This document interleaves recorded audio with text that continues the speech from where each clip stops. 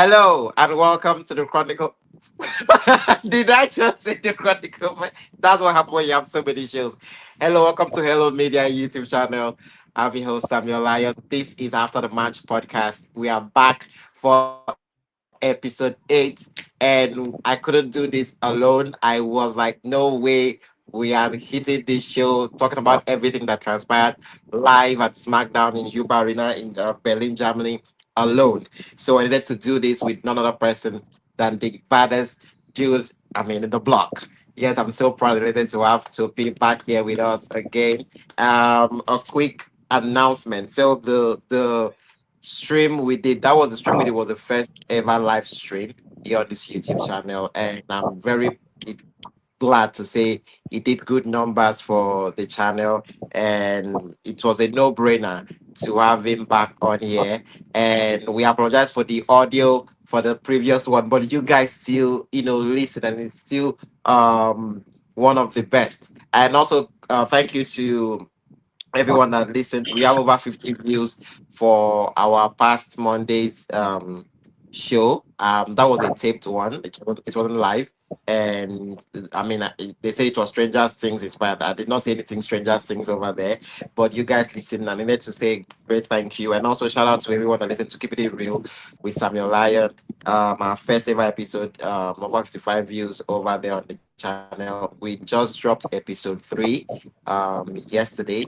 If you haven't seen that special, go check it out. But right here, right now, I have Topi with me for the second time here, live streaming here with me for the After the Match podcast. Topi, welcome once again to the podcast. It's the one of the podcast.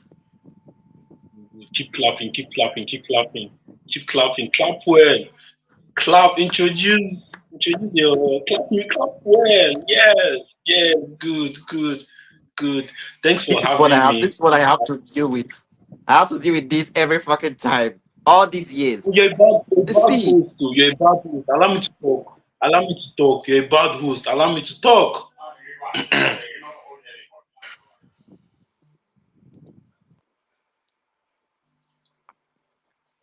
Good. Like I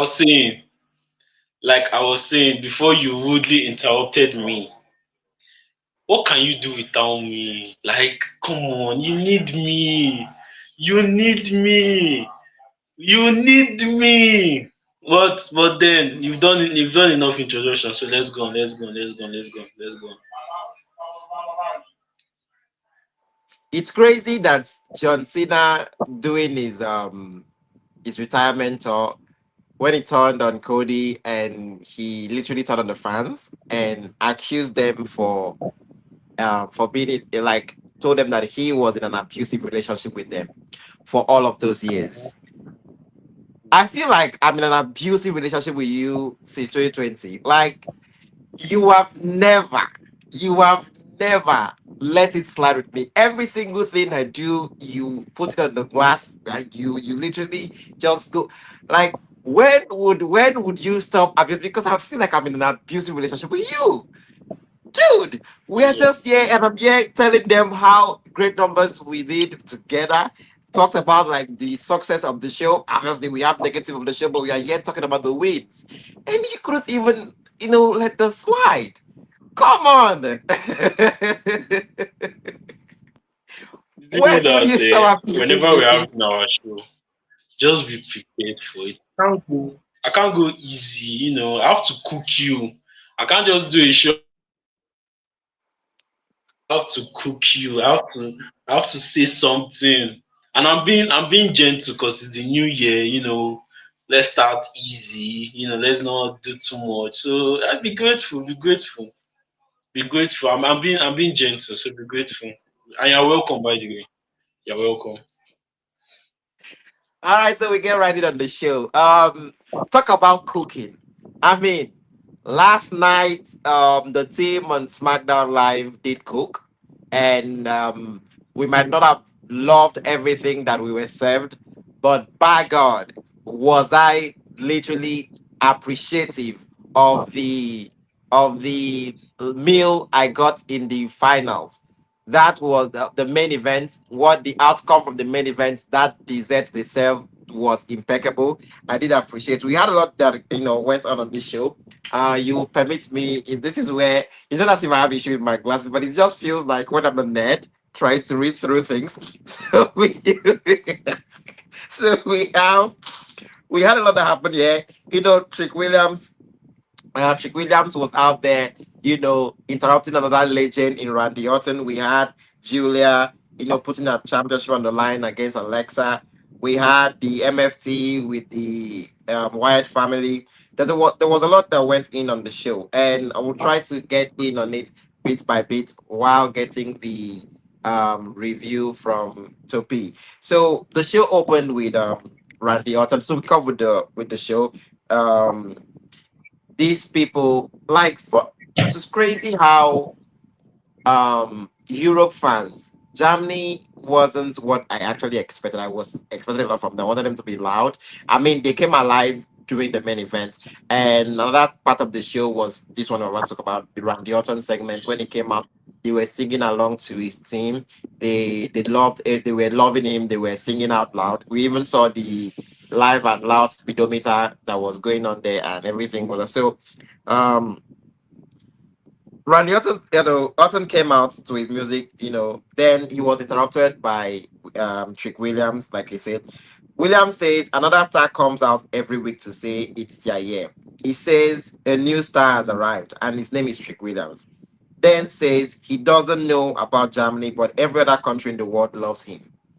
He questions how people can't love him as a 6'5" and 255 pound man. Then Orton tells him to do the math and says it's 2026 and not 2006 anymore. Orton says he's 6'5", 6 okay, is this 6'5" okay, and 270 pounds with 5 kids and one smoking hot wife. Okay. Then says the only person that matters, the only number that matters is the number 14 because it's how many titles he's won. So that's Randy Orton, giving you, reminding you that he's a 14-time world champion. In his career, he admits to seeing a star in Williams. He acknowledged the superstar, there's potential he sees in Trick Williams. But then one thing he's not sure about Williams, and that is his decision to interrupt him. Williams says he agrees with Orton being one of the greatest of all time and says he appreciates Orton's kind words to him. Then draws the line with Orton saying he has no brains and put Orton on notice. He says it's not the year of the Viper, but the year of whooping that around the world. Randy Orton reminds Williams not to turn his back on him and tells him to let it happen, to not let it happen again, unless William wants a beatdown. William slaps the microphone out of Orton's hand. So this was a part in the show where everybody, including me, was worried because when William slapped that the microphone, it went flying. It was crazy. What happened there? So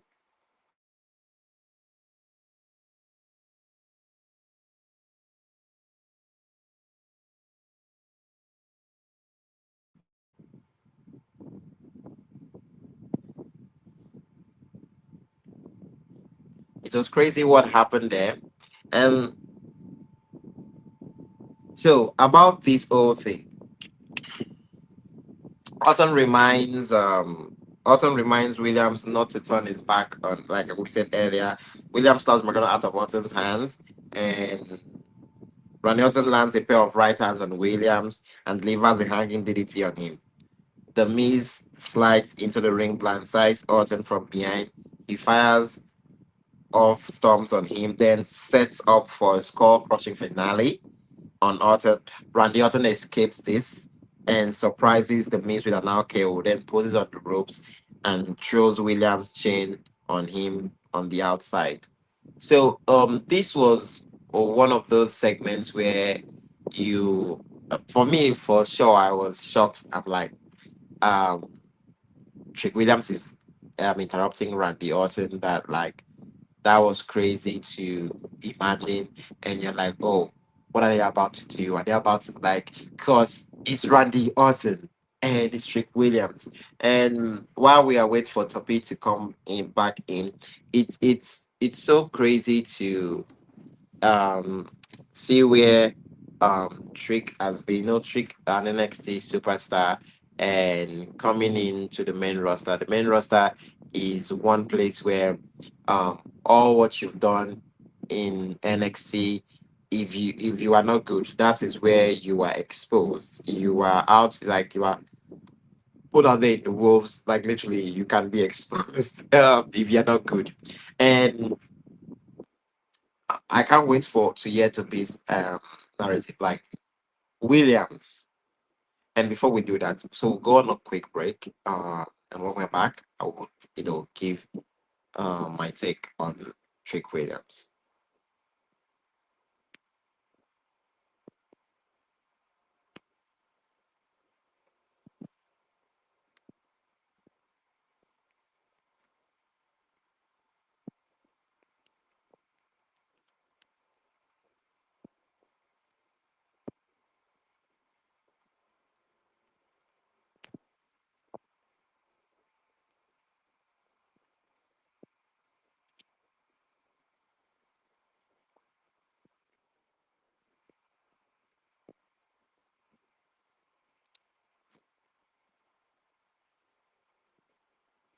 All right, so welcome back. So, like I said, Trick Williams, with everything that he had going on for him, and all of the craziness that transpired.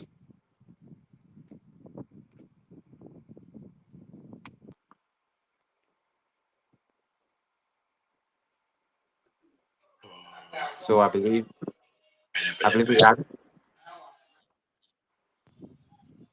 Can you hear me? All right, so I did, take the audience on all of the what transpired between Randy Orton and Trick Williams, with the Miz coming in, interrupting the segment and getting an RKO for his troubles and everything. And I want you to, while I would expect your take on the whole segment and all, the when Trick Williams came out, for me personally, I was like, oh, Trick Williams is coming out to interrupt Randy Orton. Now that's big for someone like him. Now this is my take. I I don't love Trick Williams, right? I like the guy oozes charisma, right? When you see him, you definitely know you see a star. You know, he's what I mean. If Vince was still in power, you know he would love the fuck out of that nigga. Cause the dude is tall. The dude looks like a superstar. Like he looks like one of those movie stars. I mean, come on, if you want to one of those dark webs, he's like one of those I can do this thing where it's very marketable. But it's as if I'm all into the pageantry of Trick Williams. But Trick Williams in the ring, this is how I used to work. Like I don't really like is it to me it's still now I'm saying this out of respect. I'm never always saying this out of disrespect because at the end of the day, I'm not a wrestler. I've never been traded a day in my life to save my own life. So I know I can definitely understand what it takes to be a wrestler, right? But at the end of the day, as a fan, in as much as they have been this for all of these years, I have been watching them for all of these years. So I'm just saying this out of respect. Trick Williams in the ring still comes off a little bit green. I'm not saying it's that worse. There's no way Trick is worse in the ring, but it's more of like when you move past Trick Williams entrance, Trick Williams promo, Trick Williams trying to get you into buying into his character.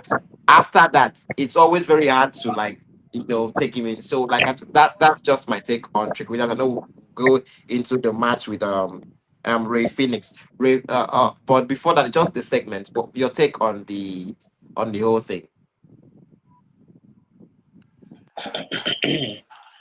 First of all, let's see the introduction of Trick interrupting Randy Orton is kind of a bold move from WWE because it's risky and it's risky. It has its positive and it has its negative. It can go very well and it can go very wrong at the same time. But then Yes. with the kind of person Trick Williams, seeing him on NXT, I mean, people were like, "Oh, Carmelo Hayes was the one that was carrying him and all that." Then him and Carmelo Hayes broke off. Carmelo Hayes went to the main roster. Trick Williams stayed in NXT for like a year plus again, or was it close to 2 years, I think. And he became a It's more. superstar. He became an NXT champion. He became a TNA champion, and he was a North American champion. He was on his own. So far, he has improved a lot compared to. I mean, he showed everybody that he can be a single superstar without being in a team or anything, and he will do. So him coming out to face Randy Orton, I mean, there are some people that will like crack under that kind of pressure. Oh, you're going up against Randy Orton, 14-time WWE champion, the GOAT.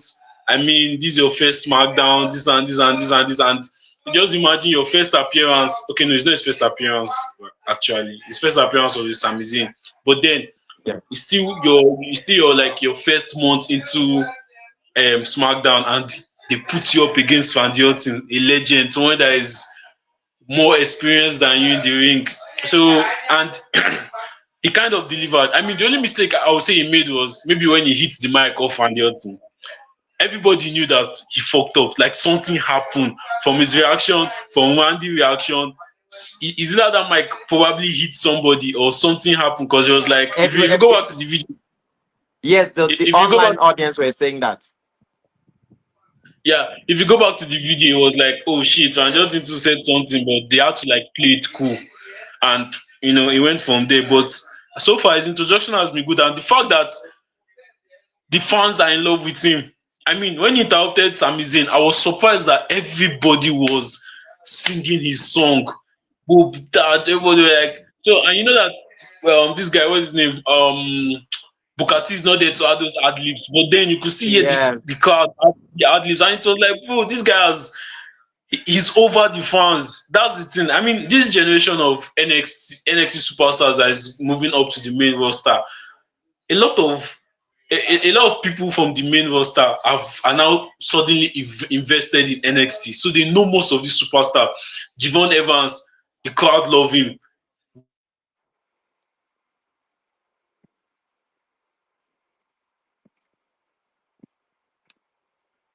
Oh, okay. So, to is freezing. Technical difficulties over there. So it's kind of like the same thing that I can't wait to. You can hear me. Yeah, I can hear you now. I can hear you now. I said like this generation of NXT superstars, like from the male version, right? Yes. The crowd already love them. Like they've been sold to the crowd so much that everybody have been expecting certain set of superstars to be in the main roster by now. Javon ever been in the main roster by now. The crowd called it and they had no issue with it. Now we have Trick Williams. The crowd loves him and nobody has issue with it. Now Obafemi is coming, and I'm telling you for a fact now that the moment Obafemi enters, his intro is nice. He has that charisma and he has that aura, especially when he wins the show, when he wins a title or when he's coming in. So having Trick Williams going up against Randy Orton, if they are going to make that a feud, it's going to be good for Trick Williams' career, honestly. And now that they are going to participate in the Fatal 4-Way match, okay, no, he has not won his match, but the qualifiers for the person that will face Drew McIntyre at Royal Rumble. Randy Orton is facing The Miz. Trick Williams is facing who's Trick Williams fighting again? Okay, Matt It's facing. Cardona. Yes. If both of them win and they enter the match, I feel like one way or another, one of them is going to interrupt the other, or is going to cost one of them the match or something like that. It's not lead to a good feud. And knowing Trick Williams, I mean, the people he has feuded with so far and the matches he has had, I'm sure he's going to deliver. So I'm not scared for him at all. I'm definitely sure he's going to deliver. Like I said, him going up against Randy Orton immediately, right, is he can go entirely wrong and he can go entirely right. So let's just wait and see. And yeah, more on that to come on more on that to come on this podcast. Because personally on the show we really wanted to break it down. My aim was to break it down really, and this will still circle back to this Trick Williams, Randy Orton, and some amazing stuff when we get close to the main event, or let's say the main event, because we have things in there. Ray Phoenix is Ray Phoenix, Penta's brother. I'm still shocked that up to this moment we still haven't gotten the reunion, because I believe like the tag team division will really need the brothers. I understand the injury with Yeah, Penta sidelined the match that was supposed to happen in Mexico between the two brothers, the reunion and everything. We could not get that. Thank God. I suppose I'm like thank God, because like wasting the reunion in Mexico. No shade to the Mexicans or the Triple R, but it's more of like it needs to we need to get it here first. So I love that. So another thing too with Ray Phoenix, I mean, he's an impeccable in-ring performer. He's a star if they can push him. Obviously, they've done great thing with his music, his entrance. Like you can see that they're really trying to position him as a star since day one he came in there. I mean, is him and his brothers' entrances is one of the ones that they've company have really put in work. It shows that they paid good money to get them, so they need to really push them and align them, because um right now Rey Mysterio is still one of the greatest Mexican exports to this company right now, aside WWE Mysterio. But you mean what you know what I'm trying to say in terms of like the luchador, the max wrestler. So um Penta and Ray Finn is one of those ones that really putting the edge. I don't know what you have your take there, but we had an incredible match. I'm gonna pick it up at the tail end, where Trick Williams looks to land a splash on Phoenix. Phoenix moves out of the way and sends Williams crashing into the mat spine first, then ascends to the top rope, takes flight. Then Williams sees Ray Phoenix coming, but Phoenix still manages to roll up Williams. William reverses the pinfall on his own with a handful of tights, and like he pinned him by stealing the win in a hellish way, in kind of like a crazy way. Now, I wanted to ask you, what did you feel like when you saw? Because I was like, oh, this is gonna be interesting. They've positioned Phoenix in a very important role since coming in, although he's not like in a very significant thing, like in a very strong thing, but he's more in a significant role, and he's not taking losses anyhow. So yeah, I was like, oh shit. So they're giving Phoenix and they're giving Trick. I know Trick is the new star, so he needs to be built up. What was your take with the match and the way it ended? Because I love the way it ended. Because right now we are like, oh, that you cheated to win that match. That was a cheat. That was cheating. So obviously you know that okay, this might continue, this might not continue. So what's your take on the entire thing and how the match ended?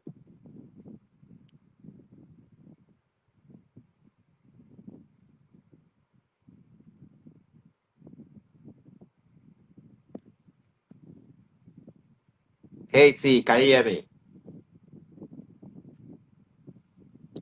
All right, so before we get there. So it's more of like what I was trying to say with Ray Phoenix and all of the craziness when it comes to him, because I was very interested in like the match and like what we were supposed to see in the from the match, because it's two important pro wrestlers for the company, and you you would be thinking, oh, how are they going to get out of this? I love the way, because it's more of or more or less ending in a controversial way, because you are like, oh, so this is Ray Phoenix, and it's ending in a controversial way. So you are like, whoa, how are they going to turn this around? And I love the fact that he had a handful of tights and more of a shock and all, and it did not just being clean. And that's classic WWE. Always finding ways to end it in a way where you would be acting is more of like, so it's just all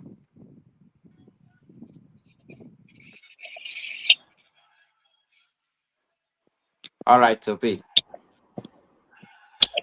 Yeah, your take on Phoenix. Yeah.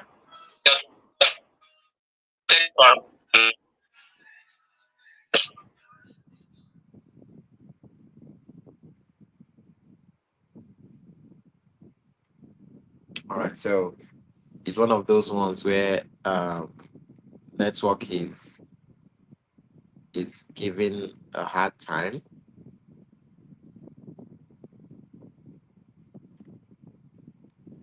Would love to have to be back in a very important one. For hey T, are you there? Can you hear me?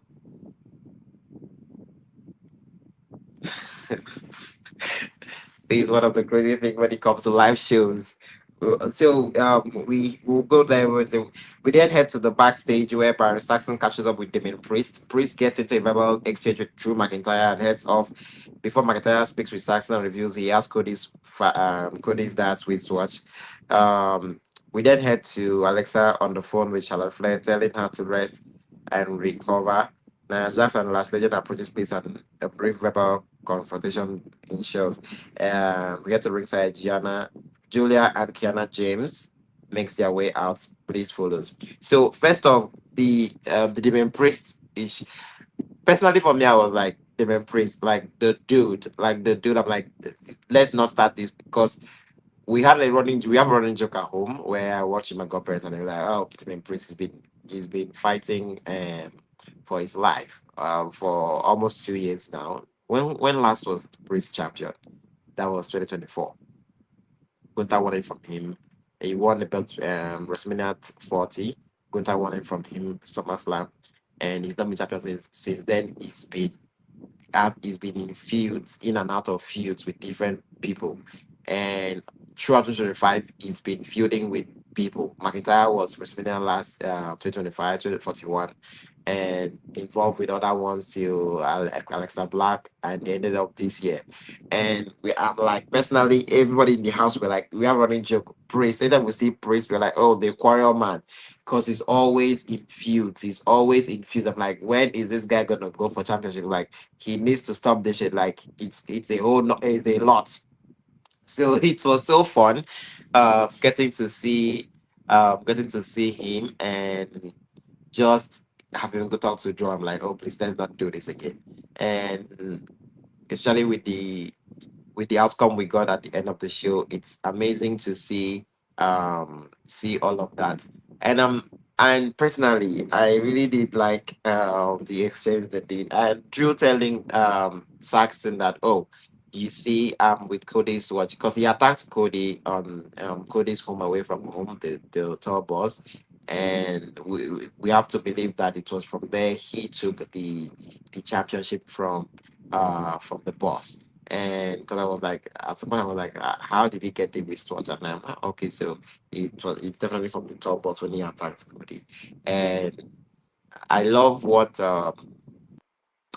Lash Legend and Naya tried to do with Alexa, trying to put in coming to Alexa's head, oh, shelving. It got to when you needed your friend for to be at ringside for you in your singles match, and it so happens she called in sick. And I like how Alexa reiterated back to them and like, oh, telling Legend that you better leave now before she leaves you because maybe she will drag you down and all of that. It was just a whole lot of things. So we continue with Julia uh, versus Alexa, please. So the bell rings and Julia shoves Bliss. Bliss responds with a shove of her own, but Julia shoves Bliss once again. Bliss responds with a knee to Julia's midsection, but Julia grabs Bliss' hair and delivers a suplex to her. She lands an elbow on Bliss in the corner, then ascends to the middle rope and lands a drop kick on Bliss. She goes for a pin, but Bliss kicks out. Uh, Julia then throws Bliss across the ring, but Bliss low bridges Julia out of the ring and delivers a cannonball to off the ring apron. So this is where she kind of like somersault. Back from the break, Bliss rolls up Julia. Julia kicks out and jams her knee into Bliss. Bliss shoots in the corner, then uses the bottom row to go after Bliss shoots. James then takes a cheap shot at Bliss from the outside as Julia distracts the referee. This is one of those parts in the match that used to get me because I'm like, referees, I said they don't watch back matches, which I highly doubt. There's no way. an opponent in the ring will be trying to do some shenanigans, your the first thing should be in your mind will be like, oh, the other opponent. Especially when the opponent that is trying to do shenanigans has someone outside. So your brain should be telling you, oh, they want to buy my time so that they can do something outside. Like this is the logic that I wish. I mean, come on, we just have to accept it like it's been a wrestling trope, but this shit X me every single. I'm like, my goodness. So you're gonna tell me that you don't understand that something will be going on right now because they're trying to get your time. It's crazy. I was not trying to dissect that. Then Bliss catches Judah with a back elbow, um, uh, back elbow and fires off forearms on her. Then runs over Julia with a pair of shoulder tackles and a shotgun dropkick on her. Bliss delivers a blockbuster to Julia and goes for a pin, but Julia kicks out and Bliss looks to land a senton on her. Julia rolls up Bliss, but Bliss kicks out and Julia rocks her with a running knee strike. Bliss sets up for stab because on Julia, but James hops on the apron to distract her and the referee. Bliss still manages to land a DDT on Julia, but James distracts her once again. Bliss clocks James and ascends to the top rope, but Lash Legend pushes Bliss off the top rope while the referee checks on James. This opens the door for Julia to land a Northern Light bomb on Bliss for the win. After the match, Jax joins Legend in the ring and tosses Bliss over the top of Legend to take out. Jax follows up with a Annihilator to Bliss and gloats in the ring with Lash Legend. So Julia won. It was the no pop, no reaction from the audience. Now this gets me worried. I know everybody have addressed this on their different all the shows you listen to. Everybody's talking about the same thing, like the Julia not having reaction. I'm beginning to get worried for her because at least now nobody will come and say the company is not doing anything. You can see how they are trying to position her, but when you are not getting reactions, it's worrisome. I know wrestlers used to say the last thing you need is silence. The last thing you need is nobody even saying anything. So it's crazy how a whole lot will be going on. You're like, no silence. There's no reaction. Even in Europe, Germany, it's as if everybody was like, nobody give a fuck about the whole thing, and you're kind of like worried for Julia as a whole because I'm like, oh my goodness, that would suck if I was her, because you would be thinking she should be getting reactions, and when that is not the case, it's something that you feel you are worried for her because you're like, oh my goodness, that's not what you would need to happen to her. And I just hope um let's see when we roll into London if she's gonna be on the show. Let's see what happens. Everything would now be going in circles to try and see what's gonna happen. And before we get back on the show, the MFT versus the White Six. I mean, come on. If you care about this shit, then we will have to check it out because I was like, huh? So we'll be right back. Just a little break.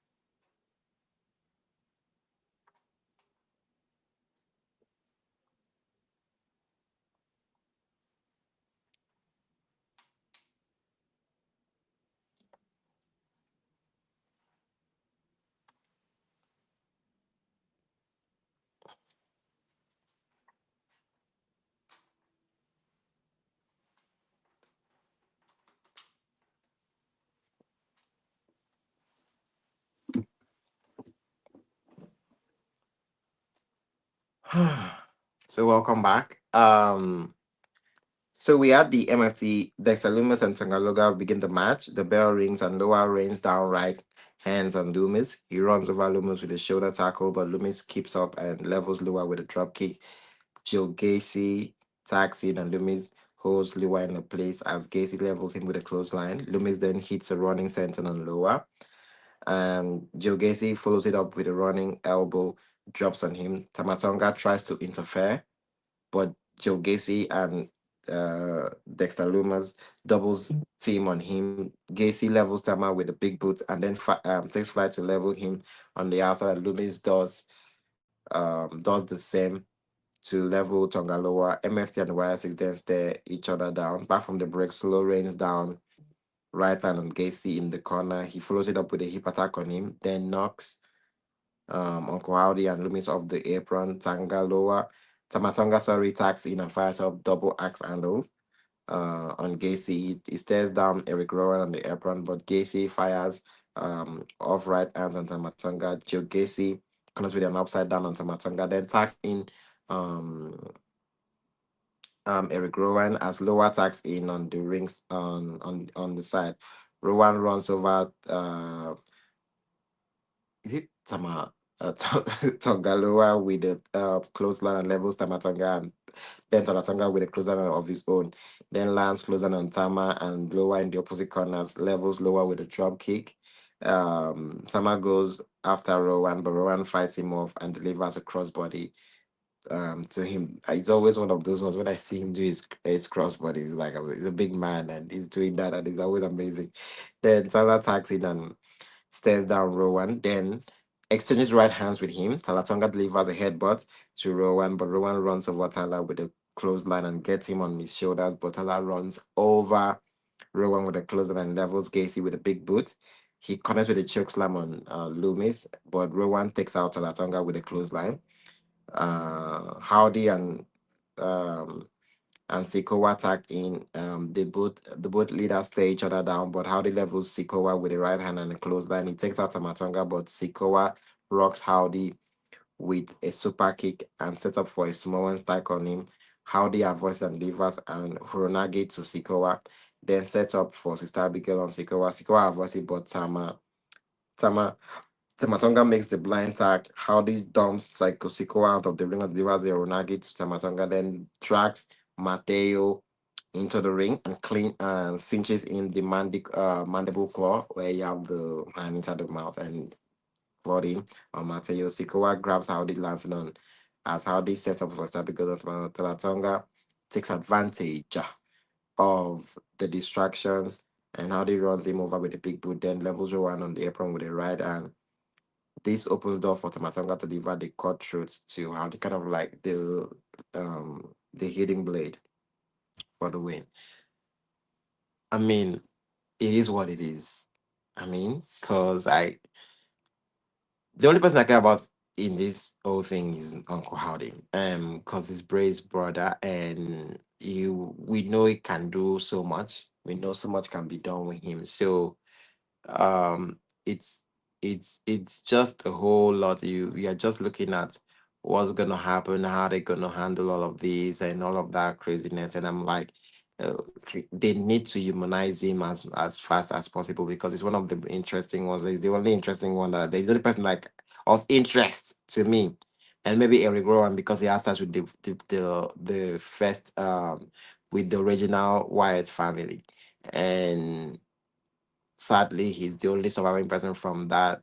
Okay, him and Braun are the two surviving people from that group, and that's just like the emotional. That's what I'm talking about. When somebody has something on you, when you feel like you need to do something with them. So that's just like the part I would want them because Dexter Loomis, Joe Gacy, Nikki Cross, like we heard stories like, oh, why do was wanted to do something they were looking at, having Wyatt universe and all of that. And they were going to they were considered and all of that. So that's what they are doing now. So but it's like how am I supposed to care? Like I need to care about you. So it's just like a whole lot. And I just hope like they could get us into it. Cause we need the emotional attachment, we need the character work, and like if it's going to be just be this match like this, you leave me nothing to care about. So we'll go on a break. When we come back, we'll continue with the conversation.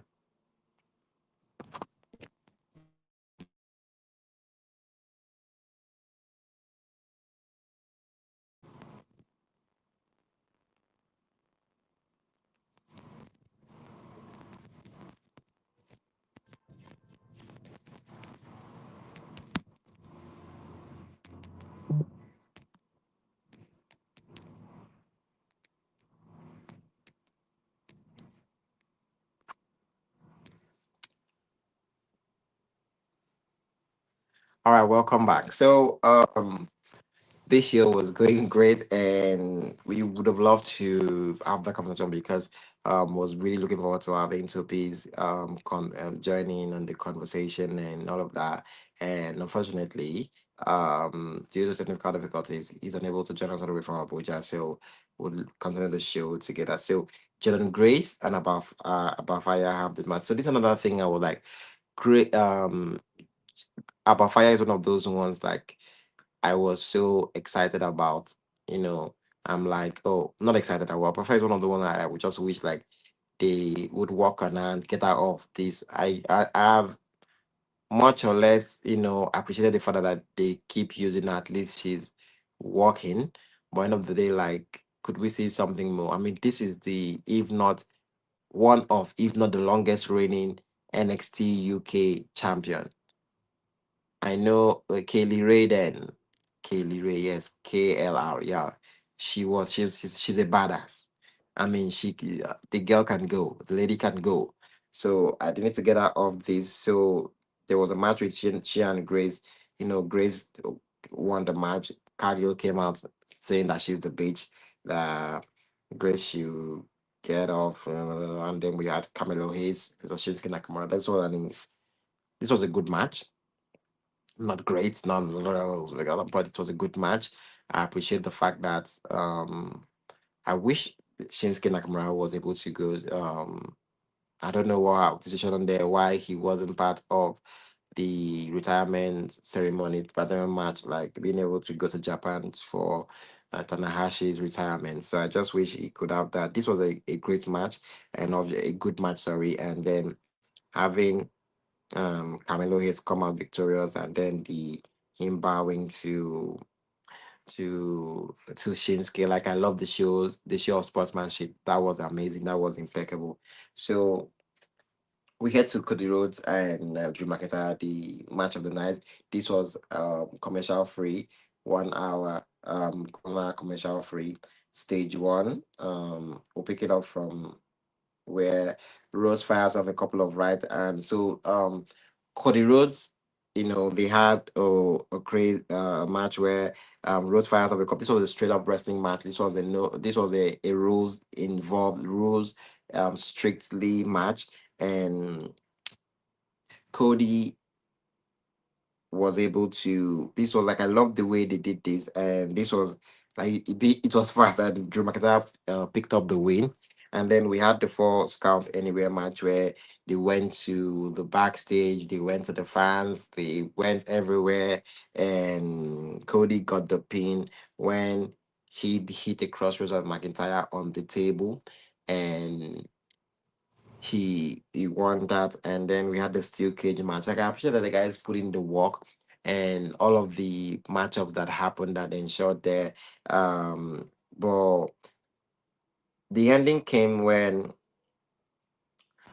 in panic, McIntyre looks to crawl through the door, but a hooded figure appeared and shoves the referee.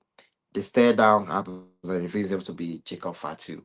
This was where I was worried. I'm like, holy fucking shit. This does not need to happen.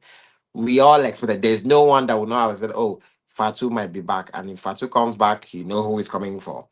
And I was like, Drew is one of those ones. Talk about Devin Priest. Drew is one of those ones we were looking at like, oh my goodness, not this again, because um Drew is one of those believable heels. Like everything he says is facts. Everything he says is the truth. Like he's not lying. He's like the Kevin Owens of himself. So it was so amazing. It was so crazy. I'm like, oh, Fatu is here, and Fatu is here to collect. But thank God, um, he came into the ring in panic. McIntyre looks to quickly climb the cage and escape. Fatu gets in the cage through the door, pulls McIntyre off the top rope, then firestorms on him. And Rose looks to pull Fatu off McIntyre, but Fatu turns around and fires off shoulders on Rhodes midsection and in corner, and also McIntyre crawls to the door and hits the floor to win the match. Like this came out like you knew we all wanted this to happen, but you know it's WWE. Like you were like, there's no way this might happen, but like you just wish. And when this happened, we were like, what? Like I was so happy for Drew. Like even not for anything, I'm like, this man deserves every fucking like he deserved this more than ever. Like at some point, I was like, I don't care if you take it from him now. Like as long as this man got this victory, it was one of those moments you as a wrestling fan, you it's as if it like you got what you wanted, like you got what you felt you deserved. And McIntyre getting his just due was one of those ones for me. And I'm like, I was so appreciative of like them doing that for him. And I'm like, he has worked um for this. He deserves every single bit of what he got.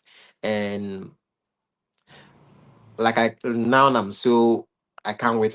It's funny how Raw was the must watch. Now SmackDown is the must watch now because with the tournament being announced, this the match series being announced for next week in London. Um, you are like, are we looking at Sami Zayn?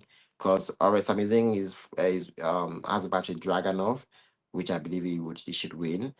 Trick Williams with Matt Cardona. I don't want Cardona to be well, this is what Cardona came in because earlier in the day we saw Cardona have his was up interviewed by Baron Sasson and then he saw Cody and he walked through to Cody. I love that moment. Impeccable. You see that on our graphics and we love that for Matt Cardona and everything. But I'm not like willing to see him coming and be losing. But Trick Williams doesn't need the win, obviously, because he's the star. But right now, Trick is like being pushed. Not supposed to see him in the championship match. So, like, I feel, and since we are going to Saudi Arabia, like that place loves Sami Zayn. So, I'm just calling it now. And I believe Sami Zayn would be the one to go to face Drew McIntyre. And about this Fatu Cody, because I was like, Cody should have stayed away from Fatu. Fatu came into attack, came to collect receipt, and Cody now came to intercept. So when Fatu hit him, I mean, Fatu's track record is all gas, no break. I mean, so when Cody came in and he attacked Cody, I'm like, oh, you're attacking Cody too. And Cody should have stayed out of this. Cody should have stayed out of this business, but Cody did not, and he got what he wanted. And and then like he has himself to blame because Drew winning this championship, Drew is an opportunistic person. So I mean, there's no way Drew's like, oh, it's attacking Cody now. I beg, oh my god, let me be running away. And Cody, I mean, Drew did what any other person in his place would do. I mean, if you were in there and when somebody that you not expect to come back for you, come back looking for receipts, you will find a way to run away. I mean, if the first thing you want to do is flight. And I mean, Drew did what any other person would do, flight, and he ran. And Cody has himself to blame too for prognosing in a matter that does not concern him. That is what happens with the main priest when he prognoses his mouth where he doesn't, he's not supposed to belong. That's how he inherited how many months feud with Aleister Black because he went to talk to Aleister Black on why he should be having issues with truth, and then he became his problem. So it's crazy how all of this happened. So I mean, congratulations to Drew McIntyre. I mean, the grown ass man is now champion once again. I believe now the 4 times champion, 3 time WWE Undisputed Champion, 1 time World Champion. He's the only man to win the current iteration of the champion, the current designs, but the World Championship and the WWE Undisputed Championship. So, I mean, congrats to the grown ass man, Drew fucking McIntyre. I'm like, the finish gave me joy. I was so happy. I'm like, I mean, Paul Levesque and his team finally did something not safe. Amazing. So, shout out to Topi for making the cameo. Although it was supposed to be a cameo, but love the fact that he came in here and all of that. This is still the After the Match podcast with your host Samuel Lyon. We hope to we'll be live here once again on Monday nights, definitely or Tuesday. We would be live here to recap Monday Night Raw, and hopefully it's not Stranger Things because that was nothing straight. Yeah, I mean it was all things strange how everything went out there. Thank you so much, Hello Media fans. Continue streaming, like, share, subscribe, and always, always, always tune in on the show.